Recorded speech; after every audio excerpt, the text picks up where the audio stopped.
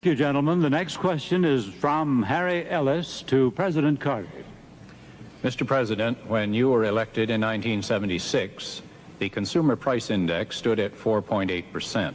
It now stands at more than 12%. Perhaps more significantly, the nation's broader underlying inflation rate has gone up from 7 to 9%. Now, a part of that was due to external factors beyond U.S. control, notably the more than doubling of oil prices by OPEC last year.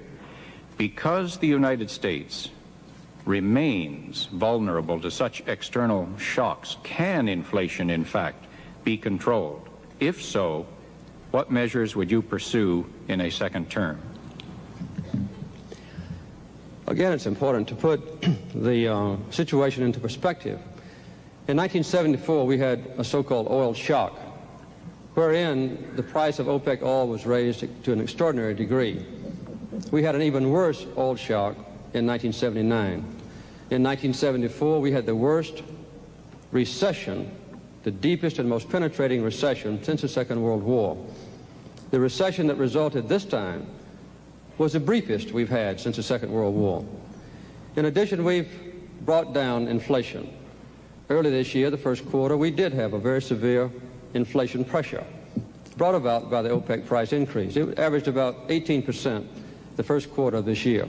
The second quarter, we had dropped it down to about 13%. The most recent figures, the last 3 months of the third quarter of this year, the inflation rate is 7%. Still too high, but it illustrates very vividly that in addition to providing an enormous number of jobs, 9 million new jobs in the last 3.5 years, that the inflationary threat is still urgent on us.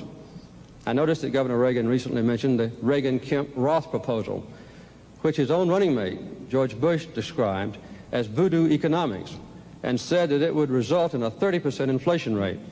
And Business Week, which is not a Democratic publication, said that this Reagan-Kemp-Roth proposal, and I quote them, I think, was completely irresponsible and would result in inflationary pressures which would destroy this nation.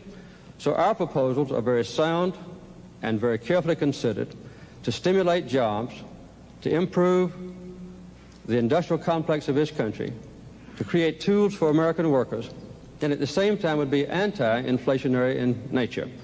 So to add 9 million new jobs, to control inflation, and to plan for the future with the energy policy now intact as a foundation is our plan for the years ahead.